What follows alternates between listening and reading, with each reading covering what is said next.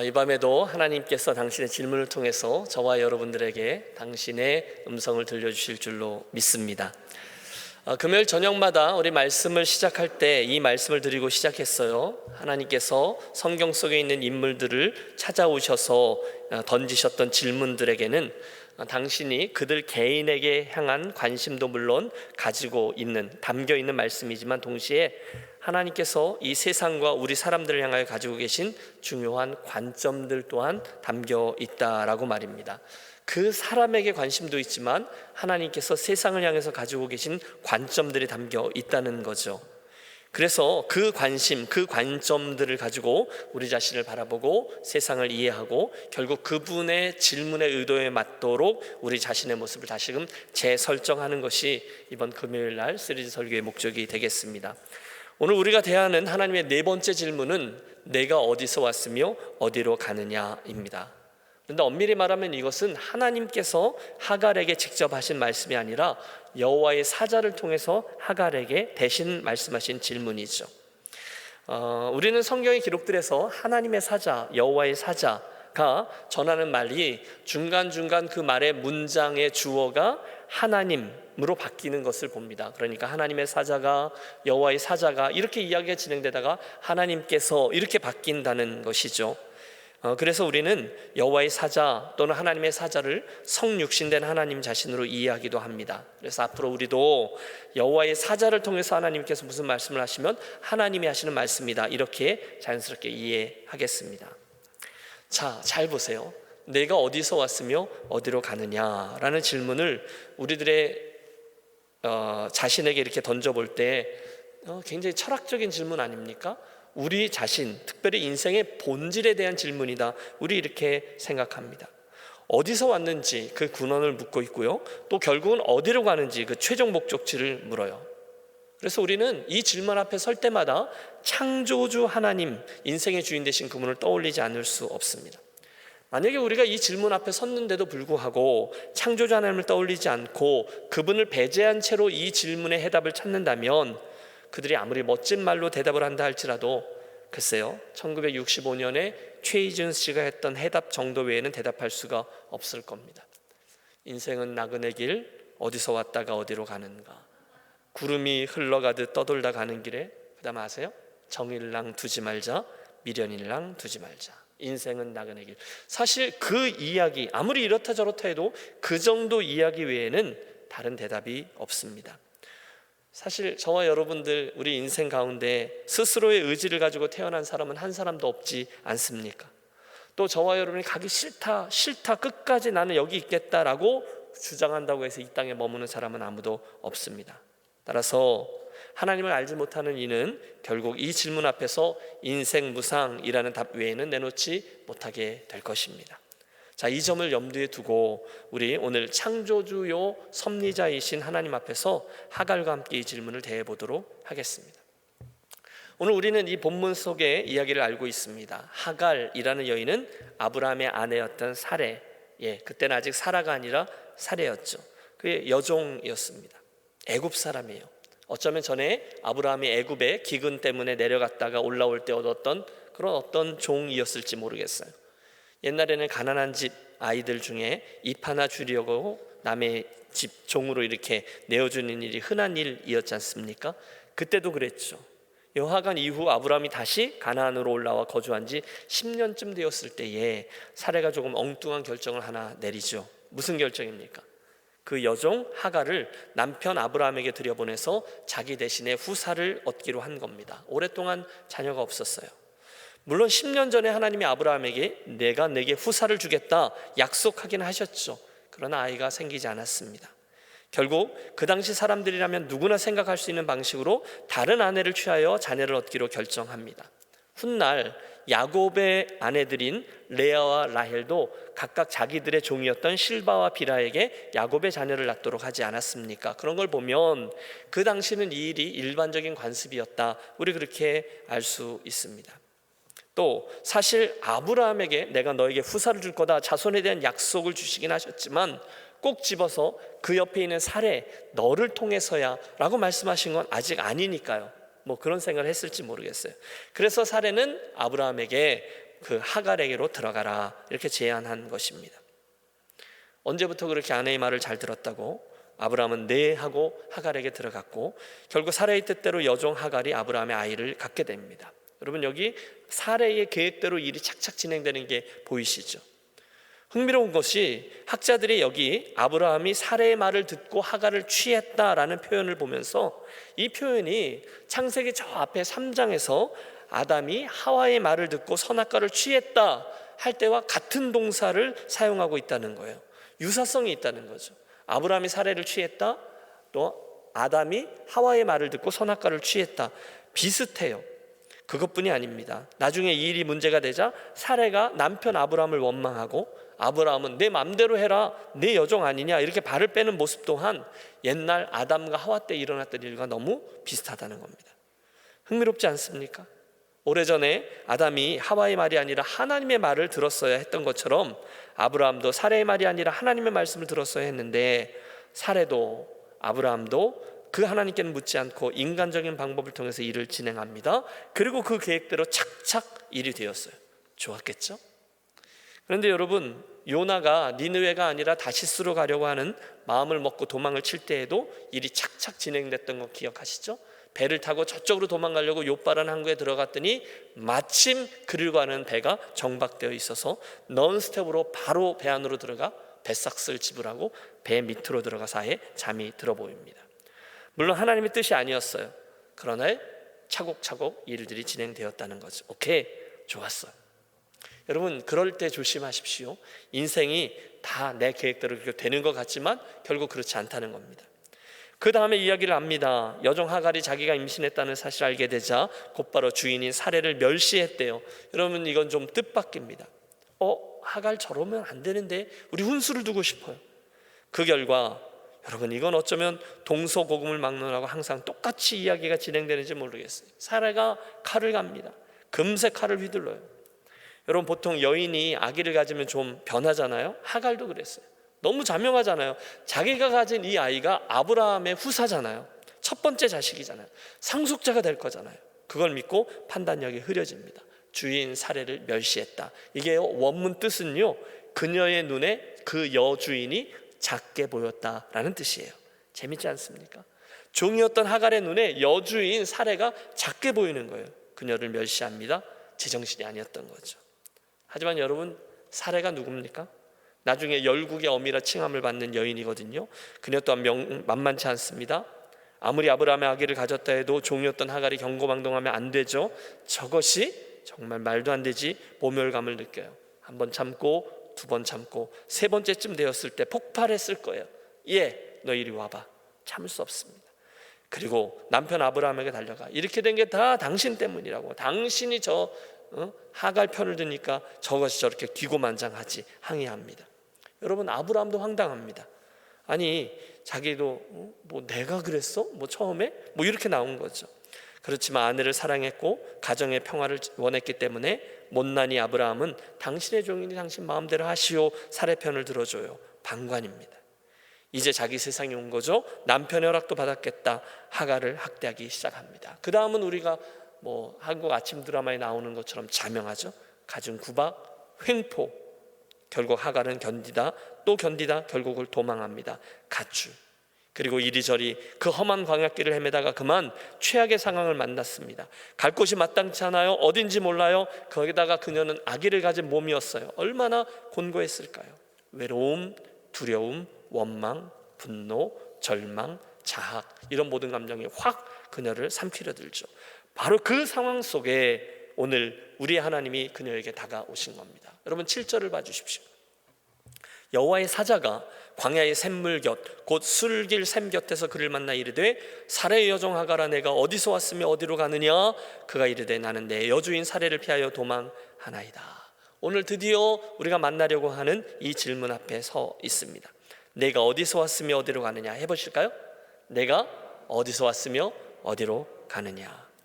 여러분 지금 하갈이 가출해서 광야를 헤매다가 도착한 곳은 광야의 샘물 곁 곧 술길 샘 곁이라고 성경 기록하고 있습니다.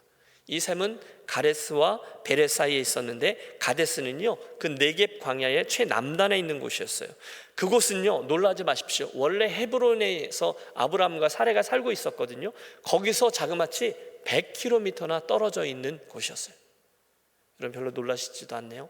100km, 아기를 가진 몸으로 광야의 길을 헤매어서 100km나 도망을 온 거예요. 너무너무 먼 거예요. 그러니 이 하갈이 얼마나 입술을 깨물어가며 고생하며 거기까지 왔을까요? 감이 오시죠. 아마 남쪽이니까 고향 땅 애굽을 향해서 나아가지 않았을까, 우리 그렇게 추측해 봅니다. 그러다가 이제 정말로 지쳐서 곤고한 형편에 처한 겁니다. 그리고 나서 하나님의 사자가 다가와 말을 합니다. 사실은 하나님 추적해 오신 거죠. 얼만큼이요? 100km를 추적해 오신 겁니다. 그리고 묻습니다. 내가 어디서 왔으며 어디로 가느냐. 여러분 숨막히게 달려왔는데 여러분이 한번 대답해 보십시오. 이 질문을 통해서 하나님은 지금 그녀에게 두 가지를 묻고 계십니다. 먼저는 내가 어디서 왔느냐, 하갈의 과거를 묻는 질문이죠. 두 번째는 내가 어디로 가느냐, 미래를 묻는 질문이에요.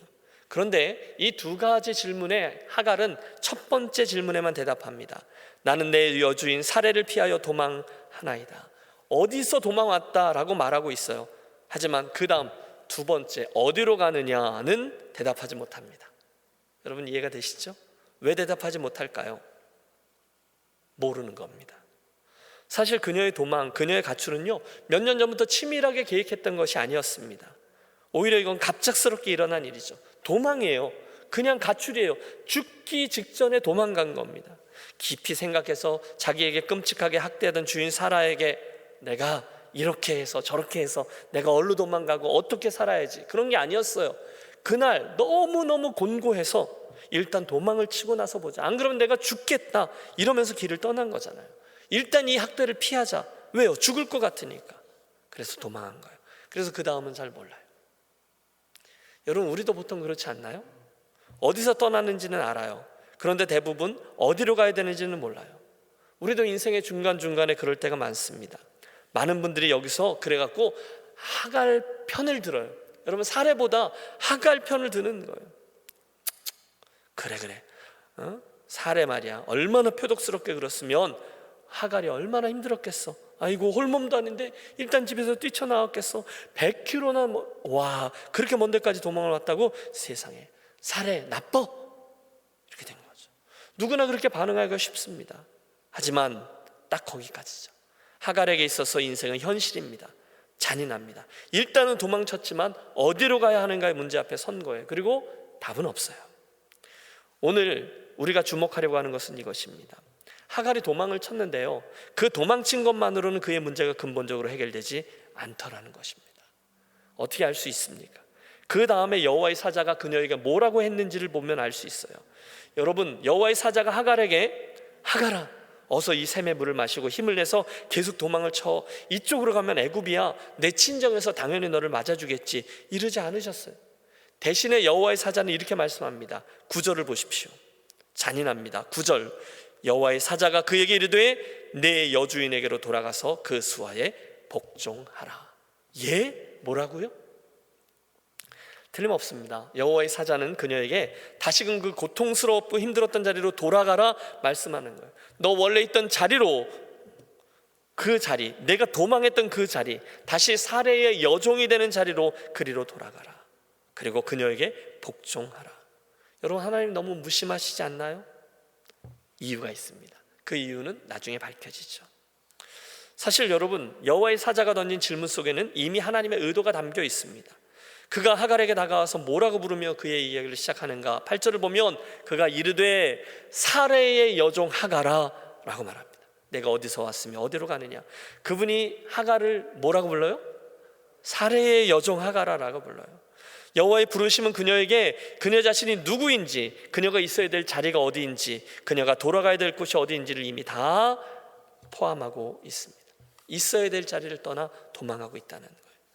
여러분 우리가 첫 시간에 범죄한 아담이 동산 나무 사이에 숨어 있을 때 아담아 내가 어디 있느냐라고 물었을 때와 똑같은 상황이죠. 바로 그 하갈은 있어야 될 자리에 있지 않고 떠나 도망했으니 원래의 자리로 가라라는 의미였습니다. 물론 우리는 이 이야기의 출발점에 자리하고 있던 아브라함의 실수, 사레의 실수, 하갈의 실수 모두를 인정합니다. 아브라함 줏대 없이 행동했죠. 사레 표독스럽게 하갈을 학대했죠. 하지만 하갈도 착각 가운데서 잘못된 행동을 했습니다. 특히 아브라함의 아기를 갖게 되자 마치 자기가 마님이 된 듯 여주인 사레를 경멸하고 무시했어요. 그것도 바로 잡아야 되는 거죠. 여러분, 오해하지 마십시오. 우리가 지금 여기서 아브라함과 사레 편을 들자 이런 얘기가 아니에요. 아브라함도 잘못했어요. 깊이 생각하지 않았어요. 하나님께 묻지도 않고 바로 사레의 말을 따랐어요. 사레도 하나님의 약속을 기다리지 못하고 인간적인 계획을 세웠어요. 하갈을 학대했어요. 나중에 아브라함은요, 아내가 하갈을 심하게 학대하는 것도 다 용인해 주었어요. 내 여종 아니냐, 내 맘대로 해라. 여러분, 아니 이게 애기 아빠가 할 소리입니까? 그런데 그건 그거고, 즉 아브라함이나 사레의 잘못이나 문제가 다 해결되고, 그래서 그들이 하갈에게 잘못했다고 하고 우리가 너무 심했다라고 사과하고, 그러면 그걸 봐주면서 하갈 한번 봐줘, 그렇게 돌이키라는 것이 아니었어요. 그게 아니에요. 대신에 하나님은 분명합니다. 그건 그거고, 하갈 너는 지금 내 일을 하라는 겁니다. 너는 돌이켜 돌아가라. 이게 중요해요. 여러분, 아브라함과 사레가 조금 더 착해지면 그런 컨디션이 없습니다. 지금 돌아가는 거예요. 내 할 일은 그거다. 따라서 사레의 여종 하갈아, 내가 어디서 왔으며 어디로 가느냐라는 이 질문은 하갈에게 내 자신의 잘못을 인정하고 제자리로 돌아가라라는 의미를 담고 있습니다. 왜요? 그래야 하갈도 살고, 그래야 뱃속의 아기도 살고, 그래야 풀리지 않던 문제들 해결될 수 있기 때문입니다. 맞아요. 하갈은 원래 사레의 여주인도 아니었고 아브라함의 아내도 아니었어요. 미안해요. 그러나 그녀는 종이었습니다. 그러므로 원래 자기가 있어야 될 자리로 돌아가 거기에서부터 문제를 해결해야 합니다. 도망함으로, 회피함으로 이 문제를 풀 수가 없다는 거죠. 어떠세요? 여러분, 인생의 여정을 살다 보면 우리도 정말 이런 식으로 하고 싶을 때가 종종 있습니다. 내 뜻대로 잘 안 될 때 말입니다. 심지어 억울하고 못 살겠고 이렇게 있으면 정말 죽을 것 같아서 일단 우선 도망부터 치고 싶을 때 그 자리 말입니다. 그럴 때가 우리에게 있어요. 어쩌면 우리는 이미 마음속으로 수도 없이 도망쳐서 멀리 와 있을지도 몰라요. 골치 아픈 일, 골치 아픈 사람, 골치 아픈 상황, 거기서 도망쳐서 아이고 마땅히 감당해야 될 도리라고요? 무엇이 되든지 우리는 이 하갈처럼 도망하여 광야길을 헤매고 있을 수 있어요. 혹시 오늘 저와 여러분의 삶에 그런 면은 없습니까? 그런데 하나님은 그런 우리를 추적해 오세요. 그 문제가 시작되던 원래 자리로 도망하라는 거예요. 그리로 돌아가라는 거예요. 틀림없어요. 그 자리는 여전히 불편할 겁니다. 사라에게 다시금 돌아가는 그 여종의 자리 고통스러울 거예요. 힘들어요. 그런 대로 돌아가라는 거죠. 겸손히. 그런데 여러분 아세요? 그 이유가 무엇일까요? 쉽지 않아요. 이 하갈은 하고 싶지 않았을 거예요. 너무 힘들 거예요. 그런데 그렇게 하래요. 왜요? 하나님이 그녀에게 충분한 이유를 주십니다. 이유가 뭔지 아세요? 그것은 내가 있으니까입니다. 할렐루야. 여러분, 지금 이게 무슨 말일까요? 그날 하갈이요, 하나님의 사자가 던진 질문에 응하고 돌아가서 내 여주인에게 복종하라 라고 하실 때 예 하고 돌아가는 게 여러분 쉬운 일이 아니었을 거예요. 아니 거기가 얼마나 고통스럽고 얼마나 죽을 것 같으면 내가 오죽하면 떠나왔겠습니까? 너무하시네요. 거절할 수도 있을 거예요. 또 알겠습니다. 하지만 정말 제가 좋은 마음으로 그 자리에 돌아간다 해도 우리 여주인이 전처럼 또다시 나를 심하게 학대하면 어떻게 합니까? 내가 돌아간다고 했을 때 아브라함과 사레가 순순히 나를 받아줄까요? 미지수 아닙니까? 여러분 너무너무 많이 어긋나 있어요. 나는 그렇다 쳐도 저들은 변할까요? I don't think so. 여러분 정말 수없이 많은 생각, 순종하기 싫은 생각이 들었을 거예요. 그러나 하나님은 그녀가 차마 발걸음이 떨어지지 않는 그녀의 발걸음이 떨어지도록 어마어마한 은혜를 주세요. 좀 더 구체적으로 그녀로 하여금 그 여주인 사레에게 돌아갈 수 있는 충분한 이유를 허락해 주신다는 거예요. 이걸 주목해 보시죠. 보세요. 여기 하갈이 다시금 사레에게 돌아갈 수 있는 이유가 있습니다. 그것은 지금 하갈에게 나타나신 하나님께서 앞으로 그녀와 그녀에게 태어날 아기를 위해서 행해 주실 약속을 주셨기 때문이에요. 하나님이 그녀에게 해답이 되어 주셨어요. 특별히 이 두 번째 질문에 대한 해답이요.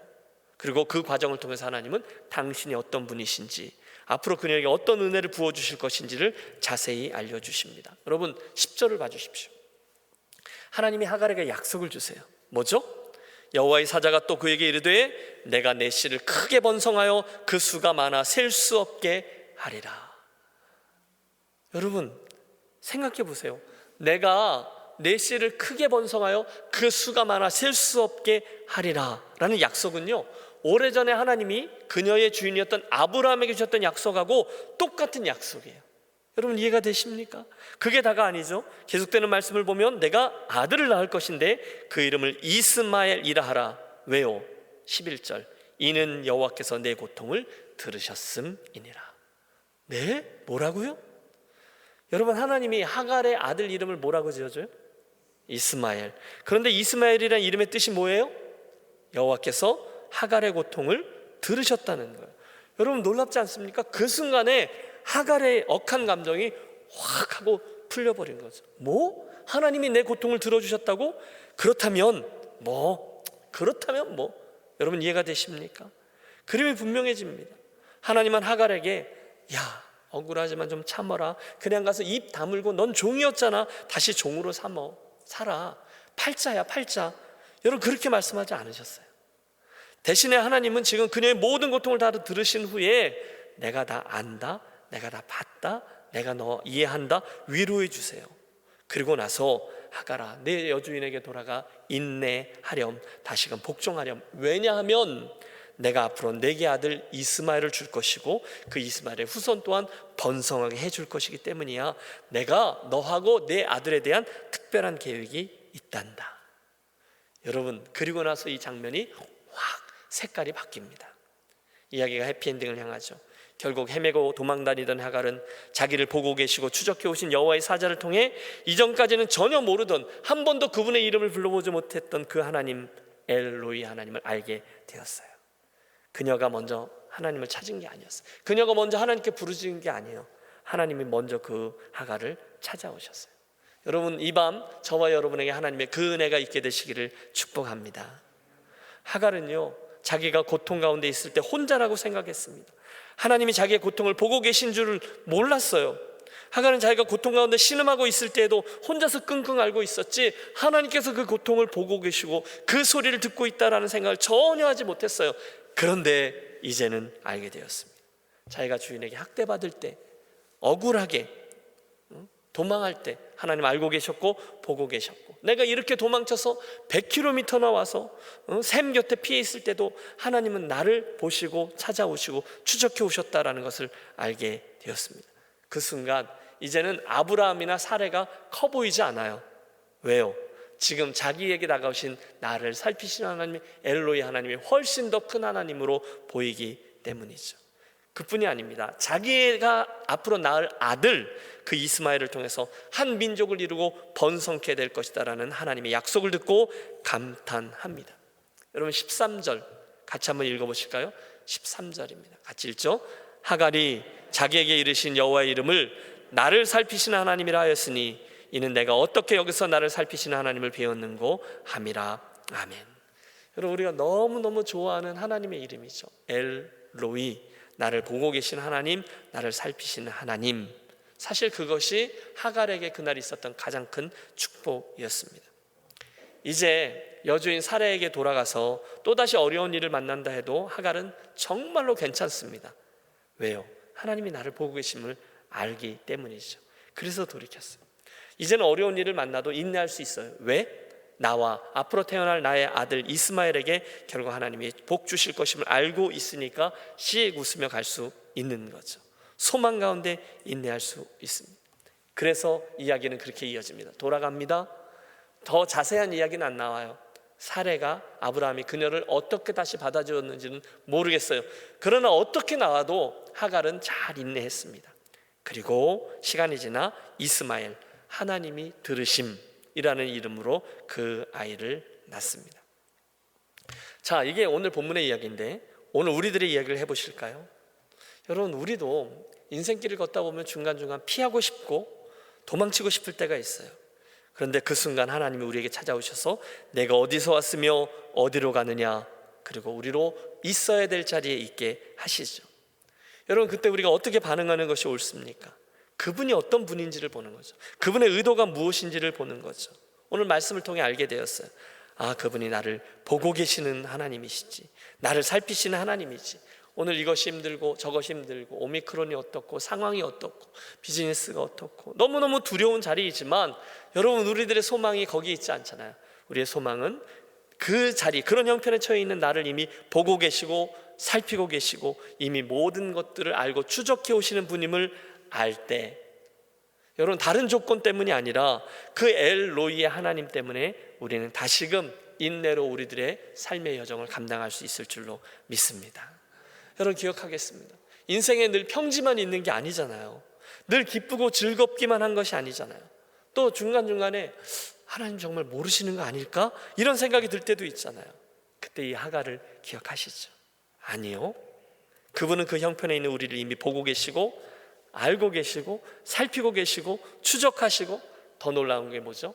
우리를 향한 놀라운 계획을 가지고 계십니다. 왜요? 그분이 엘로이 하나님이기 때문이죠.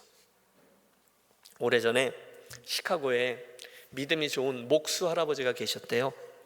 어느 날 교회에서, 그 교회죠, 중국에 있는 한 고아원에게 옷을 보내기로 하고 옷을 담을 나무 상자를 만들었습니다. 그리고 이제 교인들이 그 옷들을 다 이제 모아왔고, 오래전 얘기니까 할아버지가 그 옷들을 다 담고 마무리 작업으로 이제 못질을 하고 일을 끝냈어요. 보냈어요. 문제는 일이 다 맞춰졌는데 할아버지 안경을 찾을 수가 없는 거예요.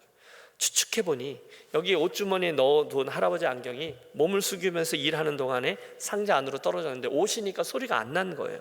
그리고 옷들 사이로 들어갔어요. 한참을 찾아도 찾을 수 없고 때는 이미 늦은 거죠.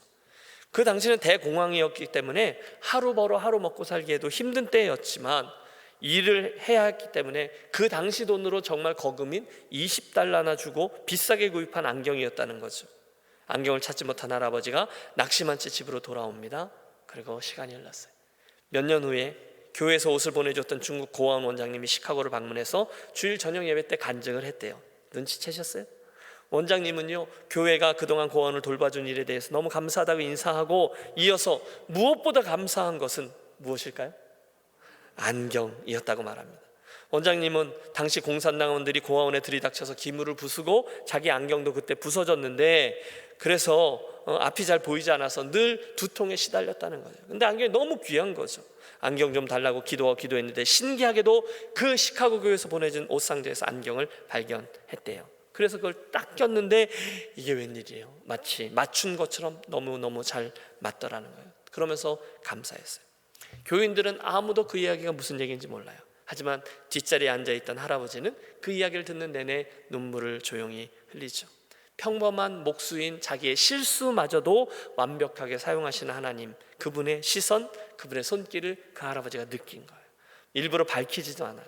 그리고 지난 시간 동안에 계속해서 그 안경을 잃어버린, 그 아깝기도 하고 그걸 잃어버린 자기의 실수 때문에 아이고 이 바보 같은 놈, 자책하면서 자기 것 하나도 간수하지 못하고 라고 생각했는데, 여러분, 이야기의 포인트는 이 모든 상황들을 보고 계시고 살피고 계시고 계획하셨던 하나님의 역사 속에서 시카고의 목수와 중국의 원장님이 어떻게 이어졌는지를 그분이 알게 되고 하나님께 깊이 감사했다라는 이야기입니다. 사랑하는 여러분, 혹시 오늘 이 금요일 저녁이죠, 우리들 인생의 이러저러한 부분에서 시카고의 그 목수 할아버지처럼 뭔가가 내 뜻대로 잘 안 돼서 답답하고 스스로 내 점수를 막 깎으면서 이 길을 가고 계신 분 아니 계십니까? 그날의 하갈처럼 이제 좀 그만하고 도망하고 회피하고 싶은 부분들은 없으십니까? 믿음의 길이든 우리 가정에서의 짐이든 일터에서 어려움이든 또 교회나 하나님 앞에서의 사명이든 무엇이 되든 심리적으로 이만큼 도망가서 혹시 하나님 나를 따라오는 것은 아닐까 불안해하며 요나처럼 배 밑에 숨어 들어가고 계신 분은 아니 계십니까? 더 나아가서 하나님, 저 요즘 좀 피곤하니까 건들지 말아주세요. 때 되면 내가 알아서 잘 할게요. 볼멘 소리를 하고 계신 분은 아니 계십니까? 저는 이 밤에 이 본문의 질문을 나에게 주시는 질문으로 저와 여러분이 받기를 원합니다. 내가 어디서 왔으며 어디로 가느냐? 그 순간에 다른 이유 말고 엘로이, 보고 계시는 하나님, 알고 계시는 하나님, 살피고 계시며 더더군다나 놀라운 축복을 예비하고 계신 하나님, 그분을 나의 하나님으로 믿기 때문에 여러분, 우리 그분을 해답으로 붙잡고 우리 원래 있어야 될 자리, 그분의 기대하시는 자리로 돌이켜 하나님의 자녀답게 인내하며 신실하게 이 길을 가는 우리 유니온 식구들이 되시기를 주님의 이름으로 축복합니다.